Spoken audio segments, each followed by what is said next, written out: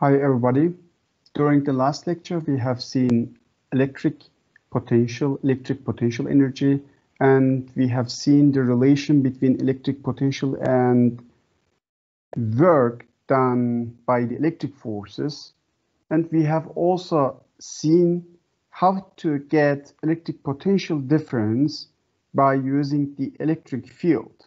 Okay, so we have seen all these things during the last lecture, and today we will apply this information to the examples within this chapter.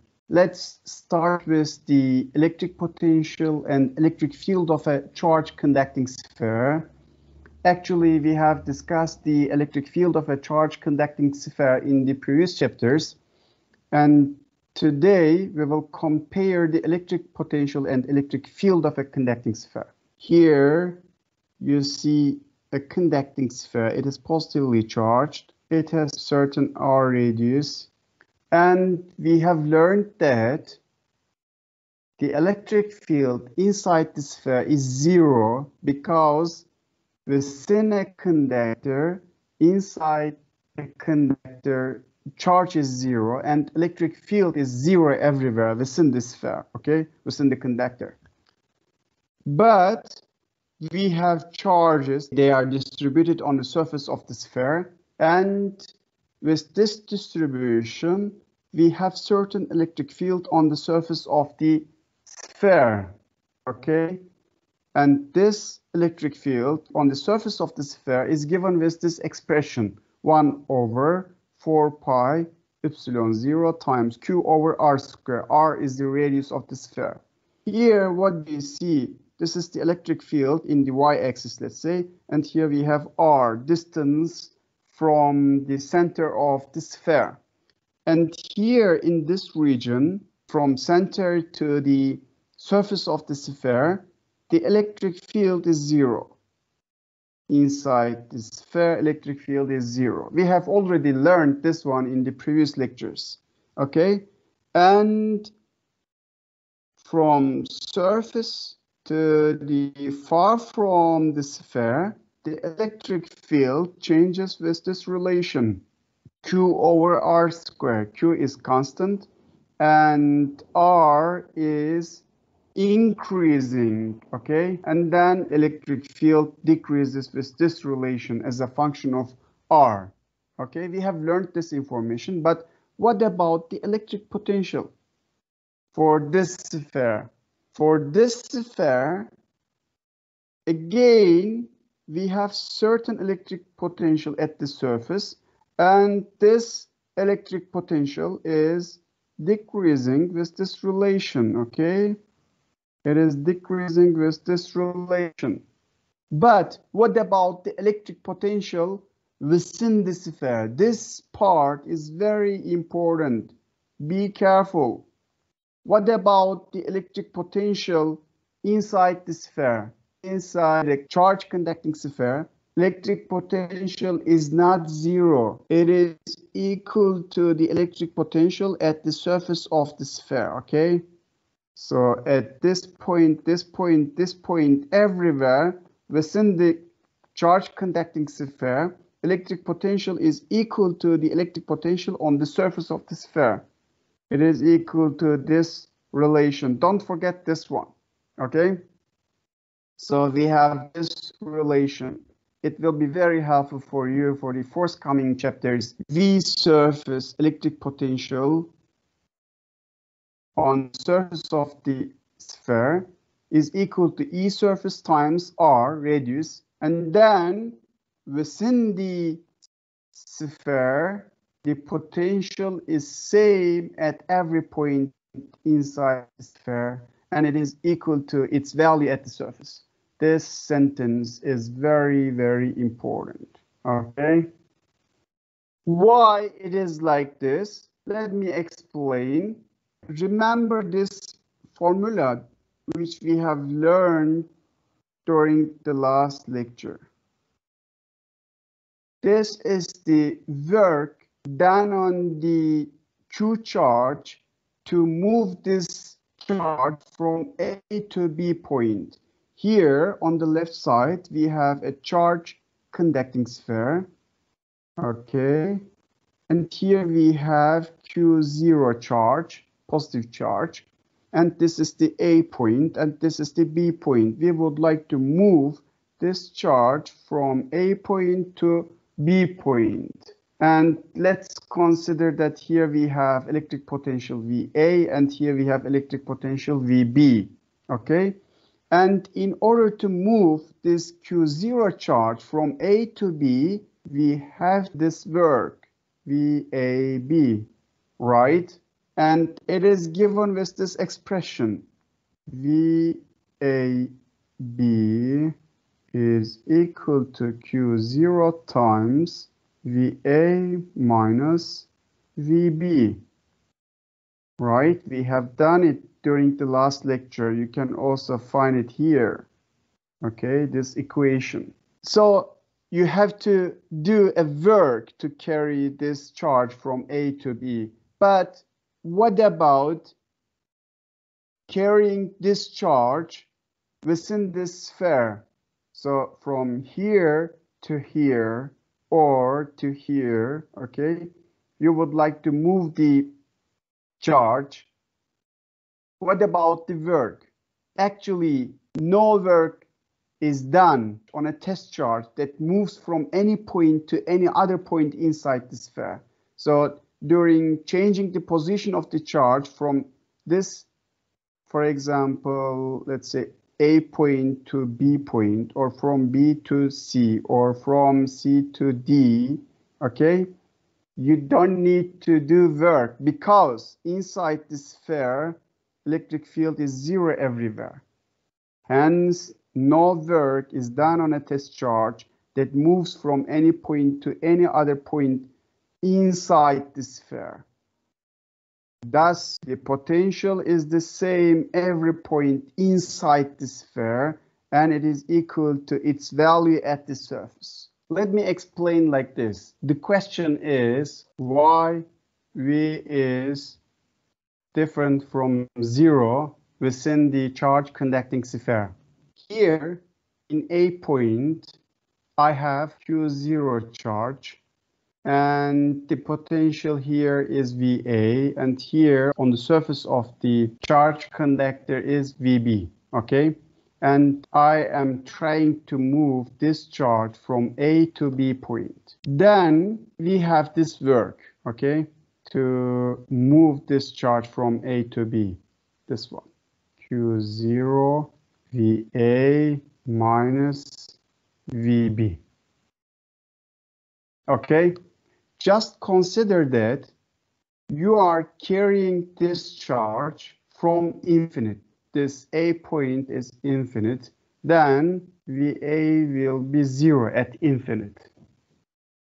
This is zero, then from infinite to B, to the surface of the charge conducting sphere, minus Q0 VB. It will be like this. Okay, I hope this is clear. Now, I would like to move again the same charge from A point to the center of the sphere.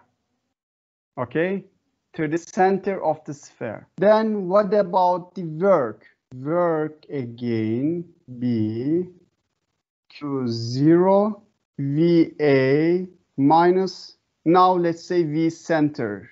Okay, just choose like this. Again, since we are moving the charge from infinite, take this one 0, then VAB will be minus Q0 V center. Up to this point, I think it is clear. Okay. Now, what about the relation between VB and V center? Within the charge conducting sphere, electric field is zero. Okay, we know from the previous chapters. So since electric field is zero, I don't need to have a work, okay, from B to the center. I am talking about this one. from B to the center. Work is 0, okay? From this point to this, I don't need to do a work because electric field is 0 here. Then the total work to bring this charge from A point to the center is equal to A to center is equal to minus Q0 VB. Then VB is equal to V center or everywhere within the charge conducting sphere.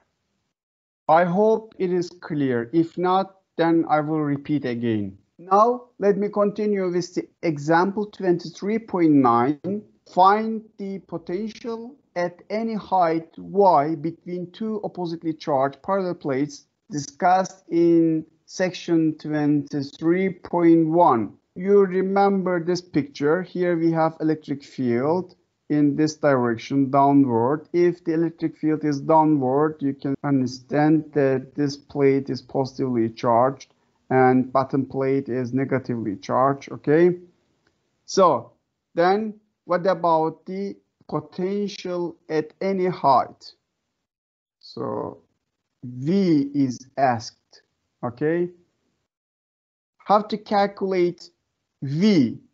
From the last lecture, we know that the potential is given with this expression, electric potential energy over Q0. And electric potential energy is given with this expression, Q0 EY. And here we have another Q0. Then finally, we have this electric potential, which is given with E times Y. So here on the right side, here in this picture, we have Q0 charge, and it has Y distance to the origin, and the electric potential at this point is given with E times Y. So what do you see here? Within this parallel plates, this potential changes, okay? Here we have different Y, then we have different electric potential. Here we have different Y, then different electric potential. Here we have different Y, then different electric potential. But remember that in a charged parallel plates, the electric field is constant. It is uniform, okay? Its direction and magnitude is same everywhere between the plates. But electric potential changes with this Y distance between the plates. Then just consider that we have Q0 charge here. This is A point. And we would like to move this Q0 charge from A to the B, okay, B point. And what about the potential difference in between? Let's consider here the potential is VA and here VB. And what about the potential difference in between? And please also consider that the distance between the plates is D. Then the potential difference is given with this expression. VA minus VB is equal to E times D. Okay? Here within this equation, we have Y instead of Y. Now we are using D. Okay? And then you can find this expression. E is equal to VA minus VB over D, or instead of this one, VA minus VB, you can write this one, VAB, potential difference between A and B points. Okay? Here, let me give you another information. it is also stated in the evaluation part of this example, our result shows that V is 0 at the bottom plate when the Y is 0, because we have found this relation, A times Y. If Y is 0, then V is also 0. So here, look at this one. Here, Y is 0. This is the origin. Then VB will be 0. Okay? This is consistent with our choice that U also 0 for this bottom plate, because U is given with this expression. Q0 EY. If Y is 0, then here UB will also be 0. Here we have UA. Okay? But what about the meaning of zero potential? It is stated in the caution in the book, and very important. Zero potential is arbitrary. You might think that if a conducting body has zero potential, it must also have zero net charge. But this is not true. As an example, the plate at Y is 0 here has zero potential, but has a non-zero charge per unit area minus sigma. It says this one. Let me show you on this picture. This is positively charged plate, and it has certain surface charge density. And this is negatively charged plate, and it has same surface charge density with negative sign. Okay? Then what is the meaning of this? Here we have charges. Okay? We have charges, but I can take this side zero potential. But this choice is arbitrary. Okay? Don't forget this one. This caution explains this. There is nothing special about the place where potential is 0. We define this place to be wherever we want it to be. Okay? I am dealing with the potential difference between A and B. Okay? So if I choose this side is 0, then I can measure the potential difference between A and B. Usually we do like this, and within the forthcoming examples, you will see that and you will better understand. Do you have any question here in this part? Okay, then let me continue with example 23.10, an infinite line charge or charge conducting cylinder.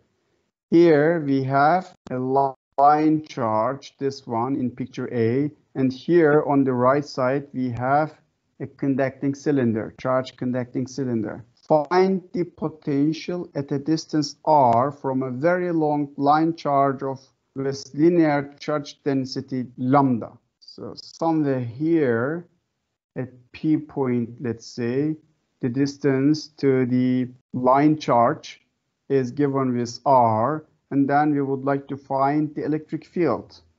Or here on the right side, we have a cylinder, okay? And far from the cylinder, somewhere here at P point, the distance from the center of the cylinder is r. Then what is the electric field in this P point? At this P point, this is asked within the question. So how to calculate this one?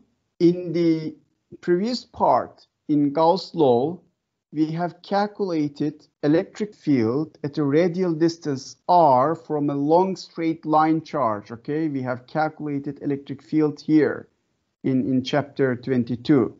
And we have only this radial electric field component.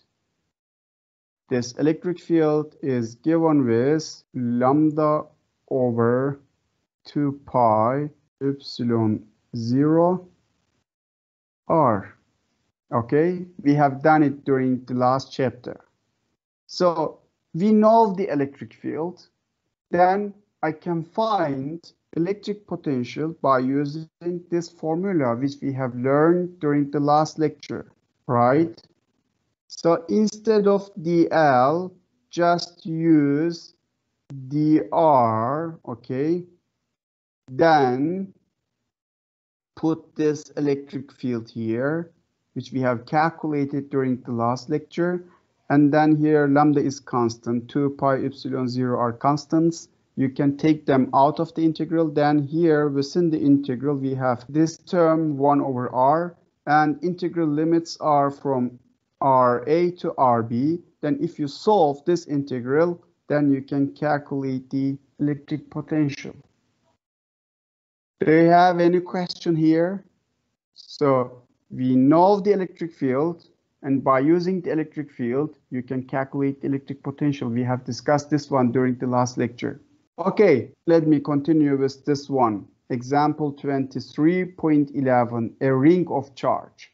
Electric charge Q is distributed uniformly around a thin ring of a radius A.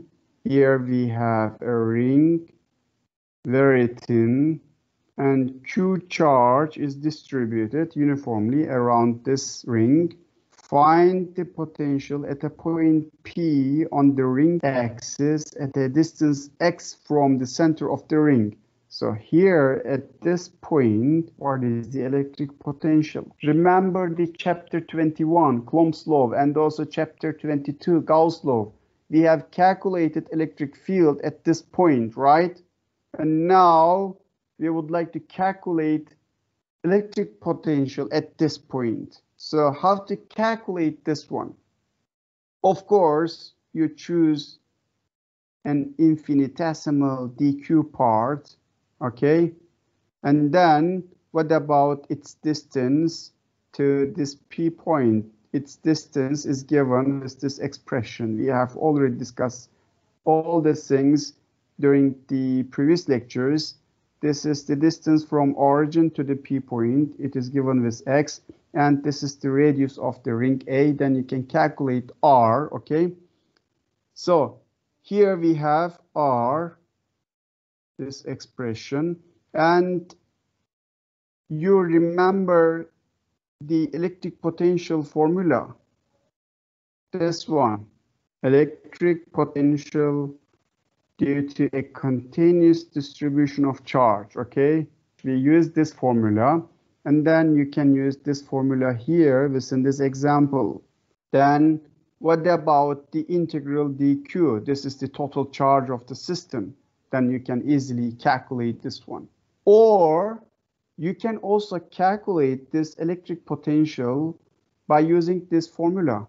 VA minus VB is equal to AB E dl.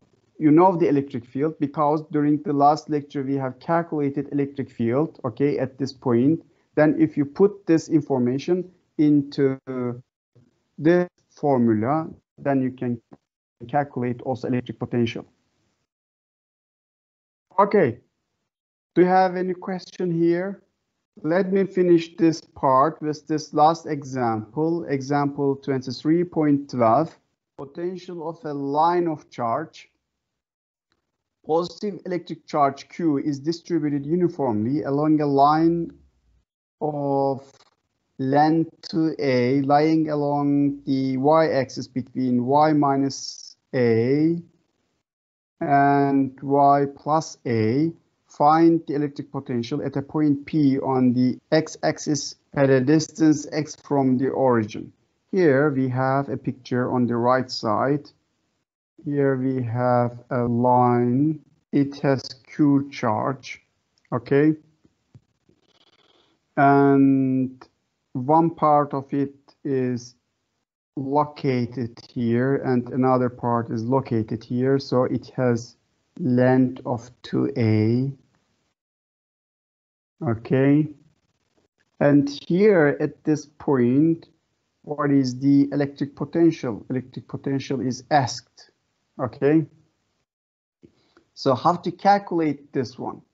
Just choose here an infinitesimal part, dy, and it has certain dq charge, and the distance from this infinitesimal part to the P is given with this expression.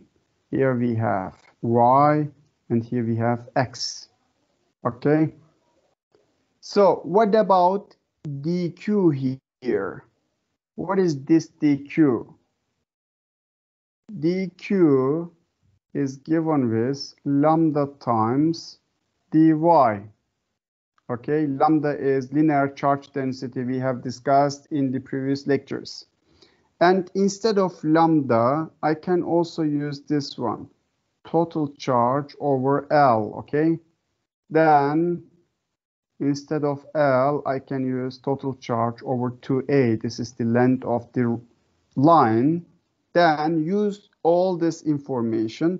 Then I can calculate the electric potential due to this dq charge here at this P point, dV, okay?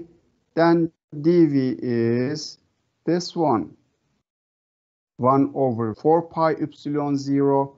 And here we have, actually it is written like this. Let me first of all write this expression and then open it. 4 pi epsilon 0 dq over r, okay? This is the electric potential at P point due to the dq charge. So we have calculated dq, just take this dq here, and here we have r, and just take this r and put it there, then you will get this one. Okay, this is the dV, electric potential due to the dq charge on this line at P point. And we have many dq charges on this line, and if you integrate from negative A to positive A, okay, then you can find the total electric potential at P point. I hope it is clear. If you have any question, please let me know. Okay, then let me continue with the equipotential surfaces. Contour lines on a topographic map are curves of constant elevation and hence of constant gravitational potential energy. What do we mean? Just consider this type of topography. Let's say this is the sea level, okay? And this is the height of this place. This is the height of this place. This is another height of this place. And what about the height of this place and this place? They have same heights, okay? And if you drove a way between these 2 points, okay, with the same height, and or if you drove a circle around this hill, for example, if you draw a circle, then on this circle, each place will have same height and same gravitational potential energy, okay? Here, in this two-dimensional picture, you see a topographic map, okay? And you see many lines. There are many lines you see, and each line shows the same height, constant elevation, okay? Look at this one and this one. Maybe I should magnify it. So here we are talking about 1,800 meters and 1,600 meters. So through these lines, the height is same, okay? This is used in maps. And just as this one, we have equipotential surfaces. Now let me go into detail. An equipotential surface is a surface on which the electric potential is the same at every point. It is very easy to understand. On the right side, we have a picture and we have a positive charge. And we have learned that we have electric field lines from charge to the space outward direction. Okay, these are the electric field lines. And what about the magnitude of the electric field? The magnitude of the electric field is decreasing in this direction, right? Because electric field is inversely proportional to the distance from the charge. And what about the electric potential? Electric potential at this point, electric potential at this point, electric potential at this point. You can also calculate it, but if you draw an equipotential surface here, so what do you see here? Each part of this surface has the same distance from the charge, okay? Then they have same electric potential V on this surface. Here we have another surface, another equipotential surface, and we have the same electric potential at every point of this surface, okay? And electric field lines are perpendicular to these surfaces. You can see it here again. This is the surface, and here I have electric field line, surface and electric field line. Surface, blue one, the equipotential surface, and electric field lines are always mutually perpendicular, okay? Do you have any question here? Let me continue with the equipotential surfaces and field lines for a dipole. On the left side, we have negative charge, and on the right side, positive charge. In case of positive charge, we have field lines from charge to the space outward direction. And for negative charge, we have inward electric field lines, okay? And around the charges, I plot equipotential surfaces with blue color, okay? And on this surfaces, electric potential is same. For example, here we have this equipotential surface, and everywhere on this equipotential surface, electric potential is same, okay? Also, the same idea works here. And if we have two positive charges, then we can plot this type of equipotential surfaces. Let me change the color of the pen.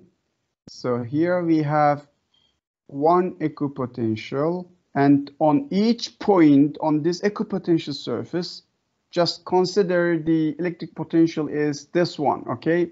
And it is same here, same here, same here on this equipotential surface, okay? Or if you choose this equipotential surface, electric potential is same everywhere on this surface, okay? But here there's a caution. You must be careful. Electric field need not be constant over an equipotential surface. What is the meaning of this? We have electric field lines here. For example, in this picture, we have certain electric fields here at this point. And what about electric field here? We have many field lines here compared to this one.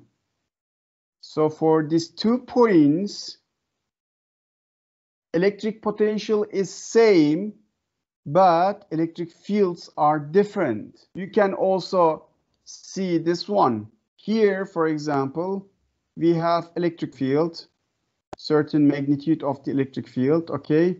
And somewhere here, we have another electric field, and this electric field can be completely different from each other, but the electric potential on this surface is same for each point on the surface, okay? This is the difference between the electric potential and electric field on equipotential surfaces. Do you have any question related to this one? I hope it is clear. Then let me continue with the equipotentials and conductors. Here on the right side, we have a conductor, a metal surface. Let's consider it is negatively charged. The surface of a conductor is always an equipotential surface. It means that every point on the surface of this conductor, V is electric potential is constant, okay? So we have same electric potential on the surface. And what about the electric field? The electric field just outside the conductor is always perpendicular to the surface. So here I have a positive charge and we have electric field lines like this, and just on the surface of the conductor, this is the direction of the electric field. What do you see here? Electric field is perpendicular to the surface of the conductor. Okay, this information is very important when you are dealing with conductors, with metals. And here we have explanation why electric field is always perpendicular to the surface of the conductor. Consider that here we have a conductor and this is the surface of the conductor, and we know that the electric field is always perpendicular to the surface of the conductor at each point. If it wouldn't be perpendicular, then you would have parallel component, but it is an impossible component of electric field, okay? You can only have this perpendicular component. Why this tangential component or parallel component is impossible? Because electric force is conservative. So what is the meaning of conservative forces? In case of conservative forces, the work from A to B is independent from the path. So this is the A point, this is the B point, and you are moving to A with this path, or you are moving to A with this path, or you are moving to B with this path. So in case of conservative forces, the work done by the conservative forces is same for each path, okay? And look at this condition here. If electric field would have a parallel or tangential component, then a charge on the surface of the conductor should move like this, because I have perpendicular component and I have parallel component, and E is 0 here, then charge will be moved like this. And if you calculate the work in this case, it will be different from 0. If you calculate the work during this process, it will be different from 0. But you are starting from this A point and you are coming back again, so to this point. So A, B are the same points here. And what about the total displacement? Total displacement is 0. Then work must be 0. But in this case, if you have parallel electric field component, work is different from 0. Then it is impossible, because the electric force is conservative. Then electric field on the surface of the conductor cannot have a parallel component. For this reason, electric field on the surface of the conductor always perpendicular to the surface of the conductor. I hope it is clear. If it is still not clear, I strongly suggest you to check this part from the book. But anyway, if you have any question, please let me know. Let me continue with the equipotential and conductors, a cavity in a conductor. We will investigate this one. A cavity in a conductor. In the electric field part, in Gauss law, in Coulomb's law, we have discussed this one. What is the electric field within the conductor? What is the electric field within a conductor with a hole, or within a conductor with a cavity? We have discussed all these things. And we know that if the cavity contains no charge, then electric field is 0 within the cavity. Okay. And what about the electric potential?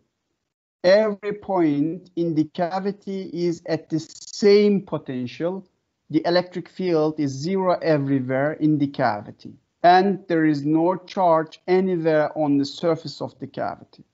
So just consider that this is charged conductor.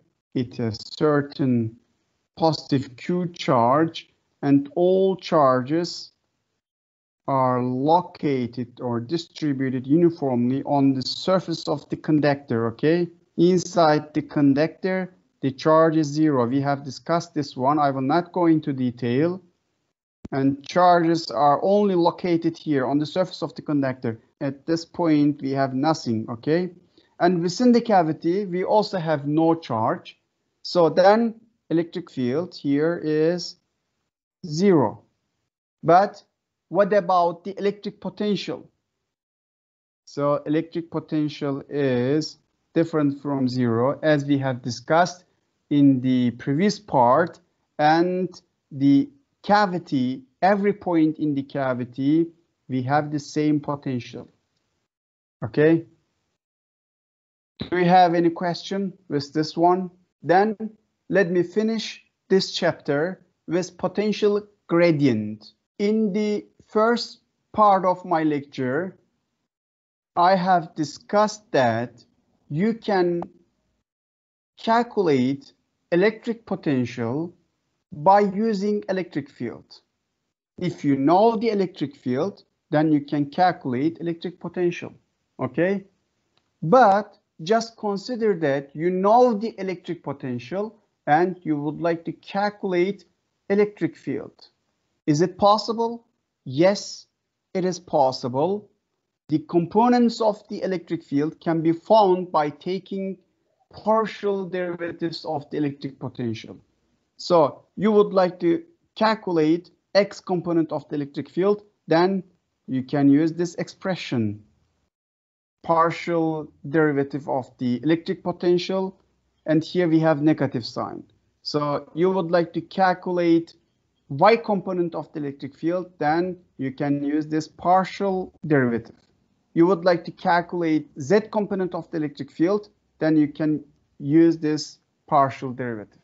Okay, so here I also would like to remind you that electric field is vector, but electric potential is scalar. Okay, don't forget this one. So now let me continue how to get this relation, how to get this conclusion.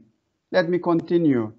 So VA minus VB is given with this integral, the integral from B to A dV, or you can write it like this, minus integral limits from A to B. We have just changed the integral limits and put here negative sign, okay? Nothing else. And what about this one? This is equal to a B E dl.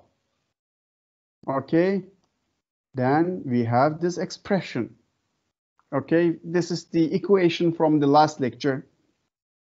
Then what we have here, minus dV, and here we have E dl. Okay, what is E? E is a vector electric field, and I can write this one in vector components. I Ex plus J Ey plus K Ez, okay? So I have written the electric field in vector components, and here I have dl. I can also write dl in vector components, okay? Just put these two equations here, then finally you can get this one. This is scalar product, okay? And then we have this result. So if the displacement is parallel to the x-axis, then dy dz are 0. And then you can write this one, just x component, okay? Because y, z are constants. Or you can write electric field components for x, y, and z. Okay, so this is the x component of the electric field. This is the partial derivative of the electric potential for the x component, for the y component, for the z component. And if you would like to write electric field vector, then you have to write all these three components. Each has negative sign. Take this negative sign out. Then here we have X component of the electric field, Y component of the electric field, and Z component of the electric field. Okay. Then if you know the electric potential, then you can calculate the electric field. We can also write this expression in this form with minus gradient V, or potential gradient, or negative grad V. Okay, there are different expression of this one. It is usually called as grad or del, okay, gradient V. So if you know the electric potential, then you can calculate the electric field. So in the last lecture, we have learned that if you know the electric field, then you can calculate electric potential. And here, now by using this expression, if you know the electric potential, you can calculate electric field. And these equations will be very helpful for us in the forthcoming chapters. And also, when you are solving the problems at the end of this chapter, these equations will be very helpful. Okay, now let me continue with the bio application, potential gradient. Actually, what is the meaning of potential gradient? Electric potential changes, okay? Here you have A point, B point, and C point. Here, let's say you have a charge, okay? And then here we have VA, VB, and VC. We have difference between the electric potential of different points. So we have potential gradient, okay? So this is the potential gradient. And just let me show you a bio application, electric potential gradient across a cell membrane. One of the last lectures, I have explained the behavior of the nerve cells. So here within the cell, we have a conductor. Okay, it contains ions, and this is the membrane. It is insulator, and here we have another ions, okay, with different sign, okay. So between the inner part of the cell and outer part of the cell, there is a potential difference. There is a potential gradient. Okay, here in this example, we will explain. The interior of a human cell is at a lower electric potential, V, than the exterior. So let's say this is V interior, and this is the V outer.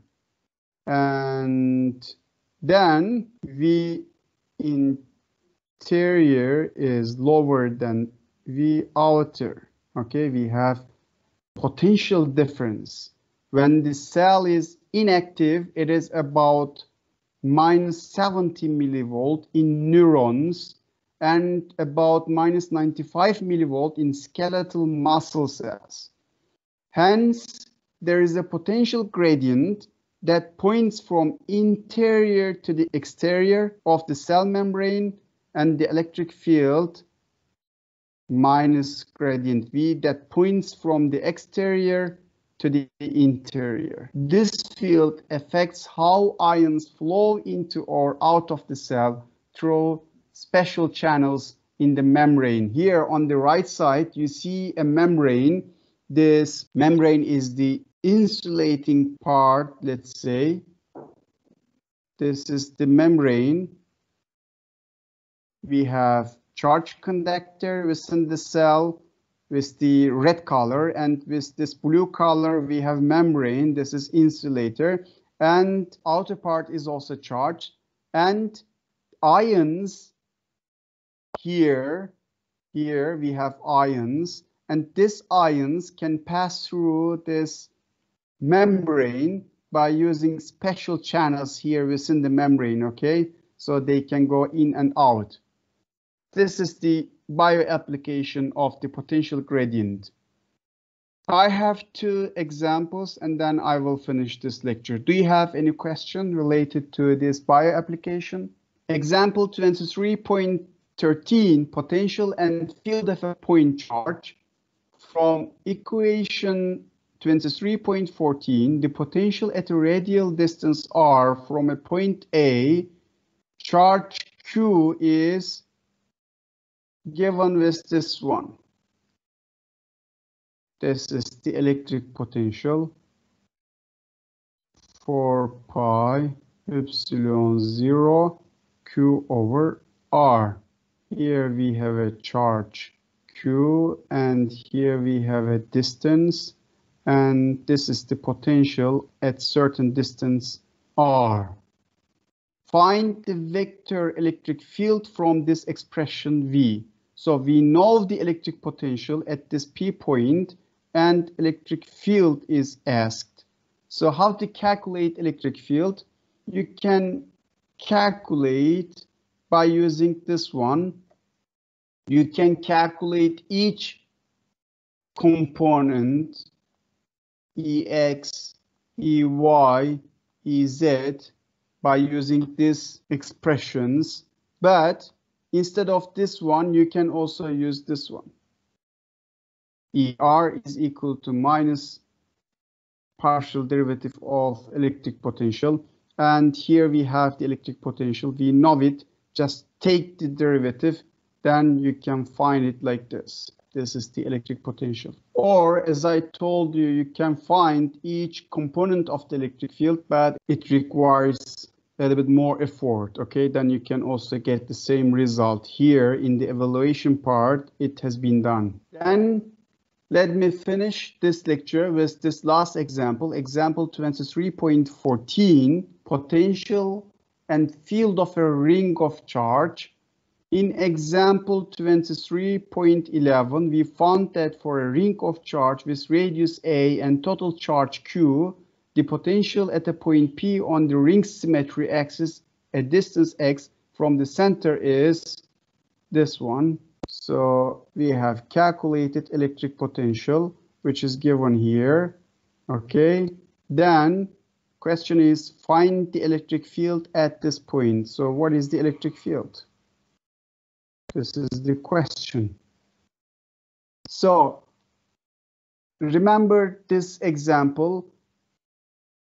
In example 23.11, when we are calculating what we have done, or just remember the previous chapter when we are calculating electric field at this point, what we have done, we have chosen dq infinitesimal parts, and then we have calculated dV here, or electric field dE here, okay? And then we have calculated total V and total electric field. So, but if you know the electric potential just by using the negative of the gradient electric potential, then you can calculate electric field at this point easily, okay, without doing this complicated calculations. With this one, I finish my lecture. If you have any question, please let me know. Then take care of yourself. Bye-bye.